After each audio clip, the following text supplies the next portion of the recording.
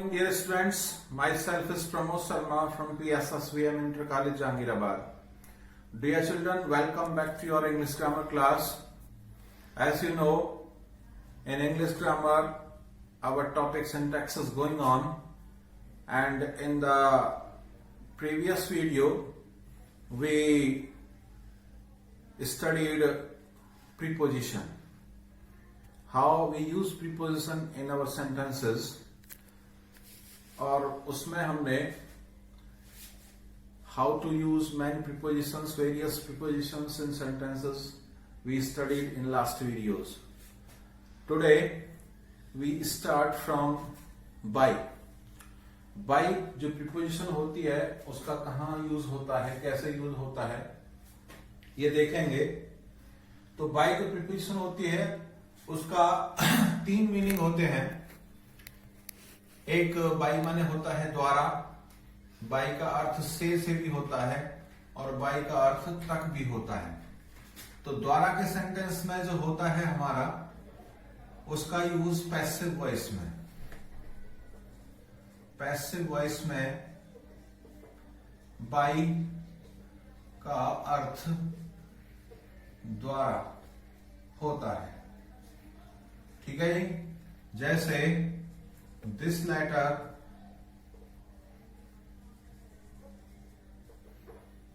is written by me. ठीक है जी. तो ये क्या हुआ, पैसिव वॉइस में बाय प्रीपोजिशन का यूज हुआ और इसका हिंदी करने पर जो मीनिंग हुआ वो क्या हुआ, द्वारा. यानी यह पत्र मेरे द्वारा लिखा गया है. अब इसका दूसरा मीनिंग देखें तो वो क्या होता है, से. ठीक है जी. बाय माने से भी होता है. इसका यूज किस सेंस में होता है से का, जैसे जब एक निर्जीव साधन से क्या करें हम, निर्जीव साधन सजीव की भांति काम करे. ठीक है. वाक्य में जब निर्जीव साधन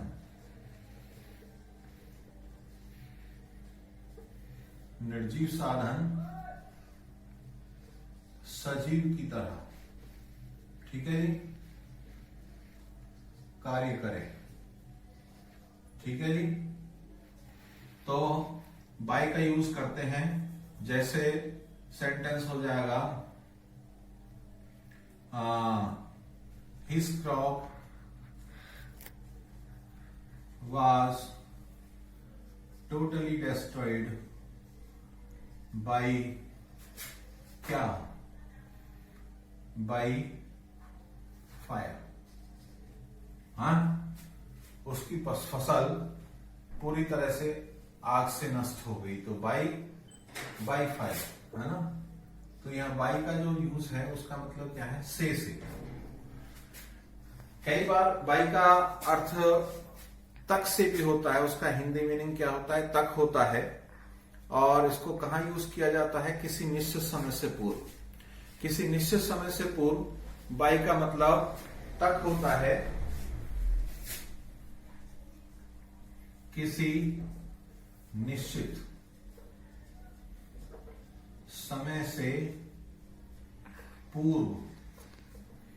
तक शब्द की अंग्रेजी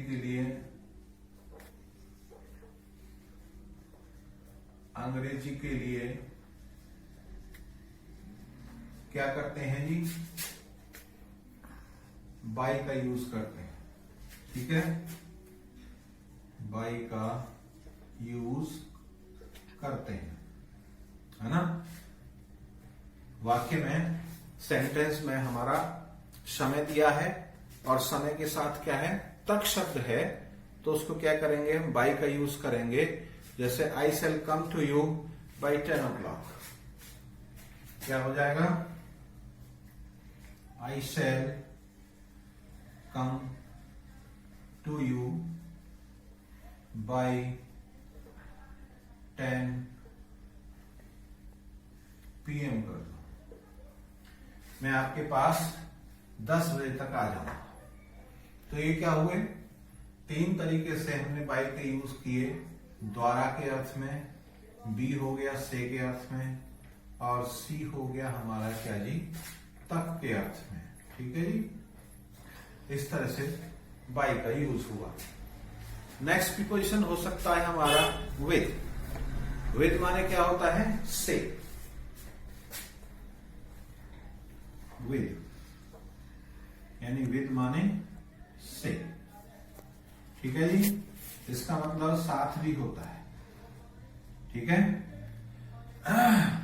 तो से मतलब कैसे होता है, हाँ, यानी किसी यंत्र से जब हम कोई काम करते हैं तो उसके साथ क्या करते हैं, विद का प्रयोग करते हैं। हाँ, यानी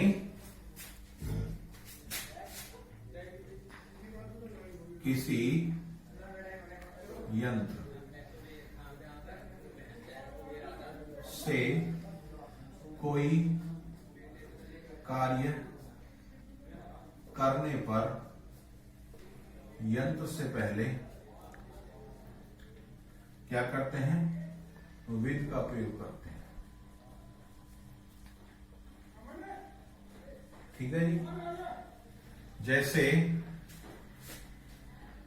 शी कट हर फिंगर,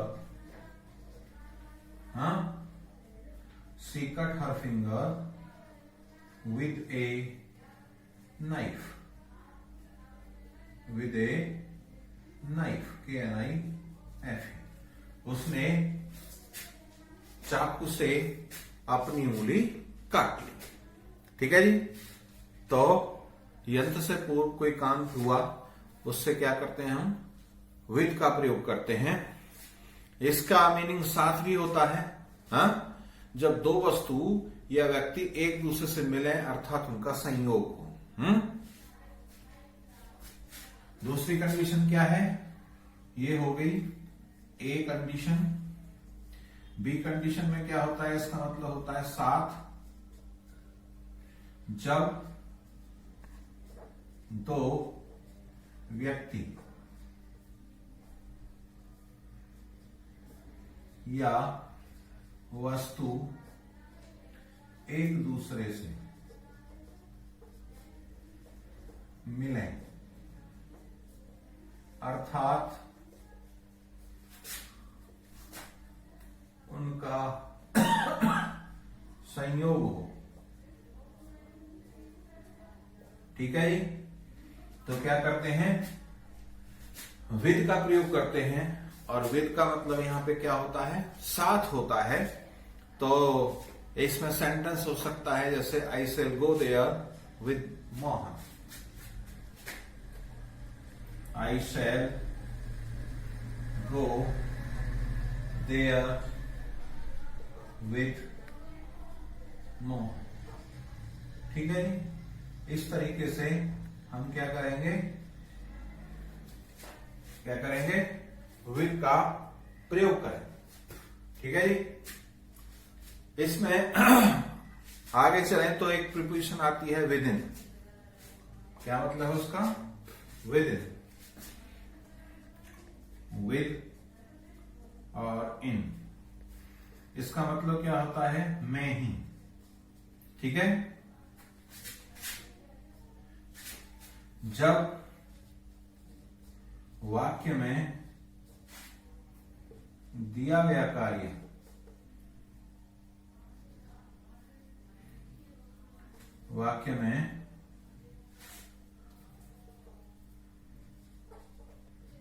किया गया कार्य दी गई अवधि में ही समाप्त हो जाए। ठीक है जी, तो क्या करते हैं, विद इन का प्रयोग करते हैं। जो वाक्य में अवधि दी है, समय दिया है, उस समय में काम समाप्त हो जाए। जैसे I shall return within a month, क्या हो सकता है, I shall return within a month. अब यहाँ क्या मतलब है, एक महीने में कितने दिन होते हैं, 30 दिन। अब ये अवधि जो हो सकती है 28 दिन की भी हो सकती है, 25 दिन की हो सकती है, यानी it should not be more than 30 days. 30 दिन से ज्यादा नहीं होनी चाहिए। 30 दिन के अंदर अंदर वो 20 दिन में 25 दिन में आ रहा है, तो ऐसी स्थिति में हम क्या करेंगे, विद इन का प्रयोग करेंगे। I shall return within a month, में एक महीने में वापस आ जाऊंगा। तो इस तरीके से विद इन का यूज करते हैं। अगला प्रीपोजिशन आफ्टर। आफ्टर का मतलब क्या होता है, बाद में। आफ्टर माने क्या होता है, बाद में, यानी वाक्य में दी हुई अवधि के बाद। ठीक है जी, वाक्य में दी हुई अवधि के बाद काम पूरा हो रहा है तो क्या करेंगे, आफ्टर का यूज करेंगे। उसके बाद में नहीं होना चाहिए। जैसे सेंटेंस हो जाएगा, I shall return after 1 month. Sentence क्या हो सकता है, I shall return after 1 month. ठीक है, इस तरीके से यह होगा। ठीक है, आफ्टर के बाद और प्रीपोजिशन हो सकते हैं, जैसे आपके बिफोर हो सकता है, जैसे बिफोर।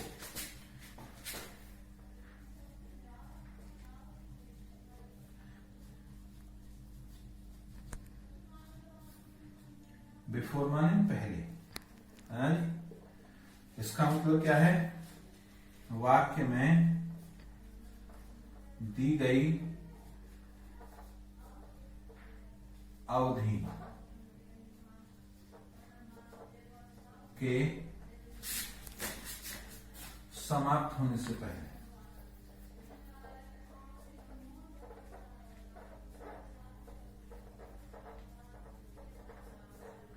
उसके लिए क्या करेंगे, हम बिफोर का प्रयोग करेंगे, क्योंकि पहले शब्द के लिए विद इन भी होता है, उसको मैं ही भी कहते हैं, और बिफोर होता है, लेकिन दोनों के यूज में अंतर है। विद इन का मतलब दी हुई अवधि से पहले भी हो सकता है, लेकिन बिफोर का मतलब ठीक उसी अवधि में, जैसे I shall return before 1 month. इसको लिख सकते हैं हम, आई शैल रिटर्न बिफोर 1 मंथ। ठीक है जी, इस तरीके से करेंगे। ठीक है ना, तो इस तरह से इन प्रीपोजिशंस को हम यूज करते हैं। और हो सकता है इसमें एक प्रीपोजिशन टिल।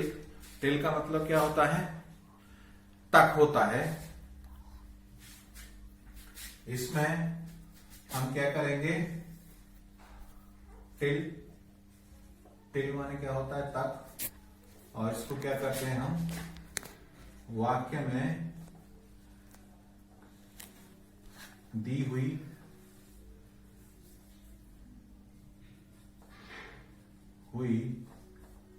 अवधि के साथ तक शब्द की अंग्रेजी के लिए, तक शब्द की अंग्रेजी के लिए क्या करेंगे, टिल का प्रयोग करते हैं। ठीक है,